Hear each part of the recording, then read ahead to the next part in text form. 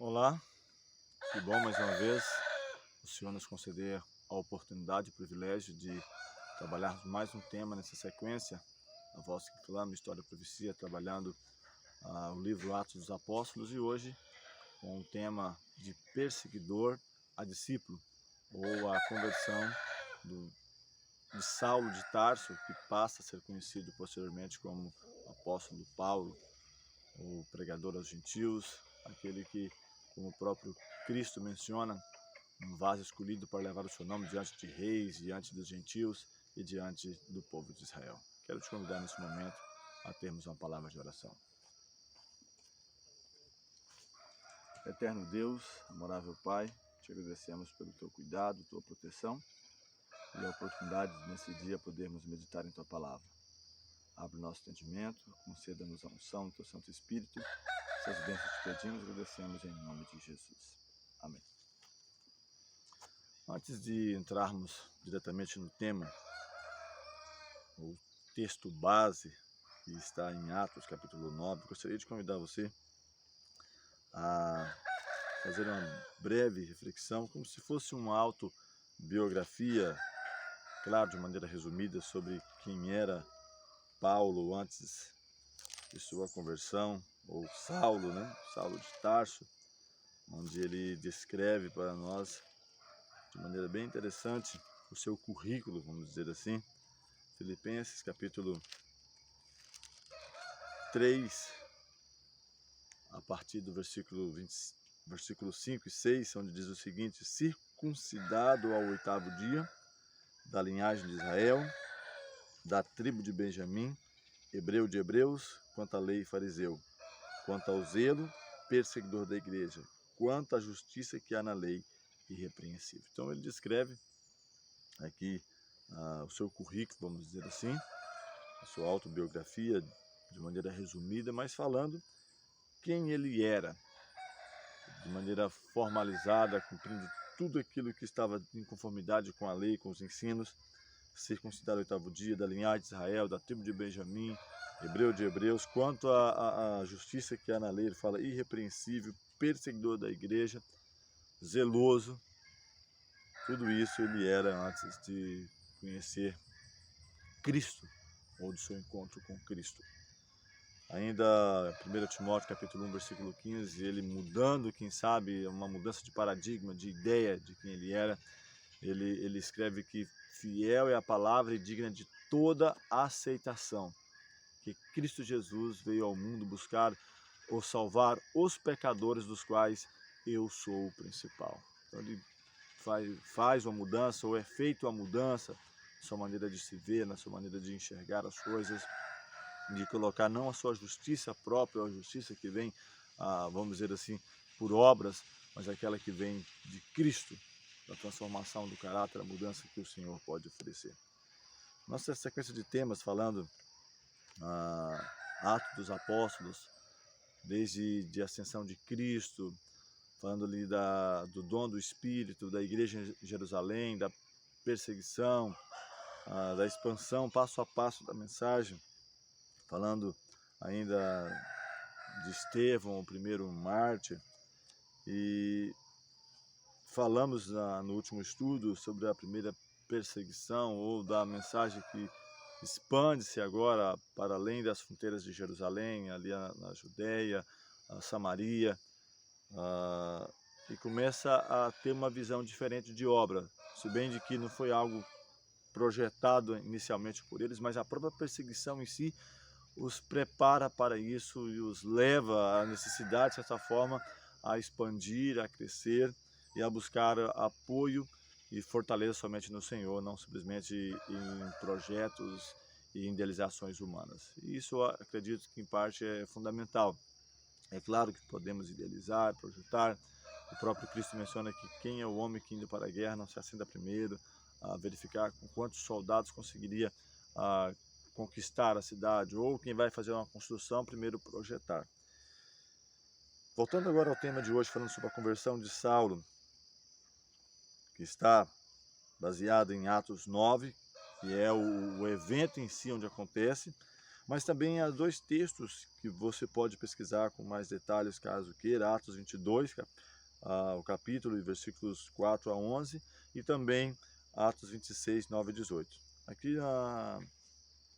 no próprio capítulo de Atos 9, falando sobre a conversão dele, há esses textos como referência de testemunhos que ele dá. Ele não se envergonha disso, de contar a maneira como ele encontrou ou conheceu Cristo. O versículo 1 do capítulo 9 já começa falando de que Saulo, respirando ainda ameaças, havia acontecido ali o apedrejamento de Estevão, do qual ele consentia, diz que ele guardava as roupas daquele que fazia, talvez da ideia de que ele não estava diretamente envolvido, ele fazendo, mas ele estava participando do evento em si. E diz aqui que ele, respirando ainda ameaças de morte contra os discípulos do Senhor, ele dirige-se ao sumo sacerdote e pede cartas para ir até a sinagoga de Damasco, aqueles que haviam sido dispersos, que sendo dispersos pregavam a palavra, para que caso os encontrasse, trouxesse acorrentados, tanto homens quanto mulheres, para Jerusalém. Então era algo, dá para se perceber que não era algo assim desorganizado, era algo formalizado, era algo que estava dentro do sistema da época, da lei. Era como que ele estivesse combatendo, e era essa a sua visão mesmo, até quero frisar, porque muitas vezes temos a ideia de que o apóstolo Paulo era simplesmente um sanguinário, um incoerente que estava perseguindo de qualquer forma. Não era assim. Como lemos no versículo inicial de Filipenses, ele era zeloso, ele era sincero, ele era fiel naquilo que ele acreditava. E estava, na sua crença, combatendo um grupo, quem sabe, de fanáticos que estava trazendo problemas, e sendo contrário àquilo que era de suas crenças. E ele, então, consegue essa liberação, algo formal, ele segue o seu caminho. No versículo 3, aqui de Atos 9, diz que seguindo ele estava fora, ao aproximar de Damasco, estava quase chegando ali, ele vê subitamente uma luz do céu que brilha ao seu redor, e ele cai por terra, e uma voz se dirige a ele dizendo: Saulo, Saulo, por que me persegues? Eu até falo algumas vezes em tom de brincadeira, né? Também não sei qual era o meio de transporte, mas sugere-se que seja isso, né? Que ele cai por terra, se quem sabe cavalgando ali, ó, fala, ó, caiu do cavalo, né? Que ele cai por terra, literalmente falando, né? Porque tem esse ditado aí, olha, caiu do cavalo, né? De que ele cai por terra subitamente. Não estou afirmando que é isso, tá? É só uma descontração em relação a isso, que ele cai por terra, e ele então interroga, ele pergunta, versículo 5, quem és tu, Senhor? E então vem a resposta: eu sou Jesus a quem tu persegues. Então percebemos que Cristo, ele se identifica com o seu povo, com a sua igreja. Não é uma igreja numerosa e grande, não era, quem sabe, nem formalizada naquele momento, no sentido de ter um documento registrado que pudesse dar autonomia para o funcionamento, mas ele se identifica com o seu povo e coloca como se ele mesmo estivesse sendo perseguido. Saulo, Saulo, por que me persegues? Quem és tu, Senhor? Ele diz: eu sou Jesus a quem tu persegues. Mas Cristo, então, o orienta, o versículo 6, mas levanta-te, entra na cidade, onde te dirão o que te convém fazer. Então, Cristo orienta: olha, vá até a cidade, segue o seu caminho, e lá vai ser dito a você o que deve ser feito. Diz ainda a sequência, fechando até o versículo 9, e durante 3 dias ele ficou sem ver, durante os quais nem comeu nem bebeu. Quem sabe nesse período, esses 3 dias, estando ali em reflexão, em meditação, uma retrospectiva de sua vida, quem sabe até mesmo dos escritos do Antigo Testamento, para verificar de maneira mais próxima quem é aquela pessoa que fala com ele, esse Cristo, esse Jesus, que se identifica. E ele, quem sabe, começa a ter uma nova visão, uma nova ideia sobre isso. A partir do versículo 10, fala aqui sobre a visita de Ananias, e o texto até diz que ele era um discípulo do Senhor, dedicado ao Senhor, à sua obra, e o Senhor orienta. Então percebemos que Deus através de Cristo aqui, do ministério dos apóstolos já agora, daqueles que estavam trabalhando, nesse caso Ananias, Saulo é direcionado à igreja. Cristo aparece para ele, mas o direciona, encaminha para a igreja, na pessoa dos seus representantes. Então isso é importante, daqueles que vão estar a trabalhar, aquele que vai ser usado como instrumento, como veículo de conduzir pessoas para Cristo. E então o Senhor chama Ananias, ele diz, eis-me aqui, parece uma visão. Versículo 11 ainda diz que o Senhor ordena, dispõe-te, vai à rua que se chama direita, à casa de Judas, procura por Saulo, apelidado de Tarso, pois ele está orando. E também o próprio Saulo agora tem também uma luz sobre isso, que alguém viria, colocaria a mão sobre ele, poria as mãos e ele voltaria a ver. Ananias, de certa forma, fica apreensivo, retruca de certa maneira, versículo 13, responde, Senhor, de muitos tenho ouvido a respeito desse homem, quantos males tem feito aos teus santos em Jerusalém. E ele até fala, para aqui, para essa cidade, trouxe autorização, era algo que ele conhecia, trouxe autorização para prender a todos que invocam o teu nome. O Senhor então responde no versículo 15, vai, porque este é para mim um instrumento escolhido para levar o meu nome perante os gentios, reis, bem como perante os filhos de Israel, pois eu lhe mostrarei o quanto lhe importa sofrer pelo meu nome. Então o Senhor o escolhe, o Senhor conhecia a sua sinceridade, apresenta-se diante dele e tudo nos leva a entender de que ele tenha sido tocado no apedrejamento de Estevão, não foi em vão. Agora imagine para Estevão a surpresa, de certa forma, mas também satisfação na ressurreição, quando encontrar com o Saulo de Tarso, aquele que consentiu em sua morte. Isso tocou, abalou, vendo o seu rosto brilhando, a sinceridade, a humildade, e um coração dedicado até mesmo de pedir, Senhor, perdoa, não lhes impute esse pecado, porque não sabe o que está fazendo. Isso toca, mas ele, quem sabe, por um tempo resiste ali, quem sabe, os líderes, seus companheiros, fariseus como ele, o convence que não precisasse se preocupar, mas agora ele tem encontro com o próprio Cristo, e Cristo se apresenta como identificado com o seu povo, ele não há dúvidas, e ele começa, quem sabe, a fazer toda uma busca de um fio profético, todas as mensagens que apontavam para Cristo como Messias, como Salvador. E ele não há mais nenhuma dúvida de que este é o Messias. E ele, quem sabe, até se pergunta, mas como eu não havia visto? Ou como os líderes de Israel estavam tão cegos com respeito a Cristo? Me faz lembrar do texto de Lucas, capítulo 24, ali onde Cristo, ele fazendo toda uma retrospectiva, começando por Moisés e todos os profetas, expunha-lhe aquilo que a seu respeito havia em todas as Escrituras. Então ele compreende e imediatamente, diz o texto, tem aqui o versículo 18, imediatamente diz que caíram dos olhos como que umas escamas, ele voltou a ver e a seguir levantou e foi batizado. Até mesmo Atos 22:16 tem esse questionamento, e agora por que te detens, por que te demoras? Levanta-te, lava os teus pecados, batiza-te invocando o nome dele, imediatamente. Então ele foi batizado e nos dá a entender de que ele começa a pregar. Depois de ter se alimentado, sentiu-se fortalecido, permaneceu em Damasco alguns dias ali com os discípulos.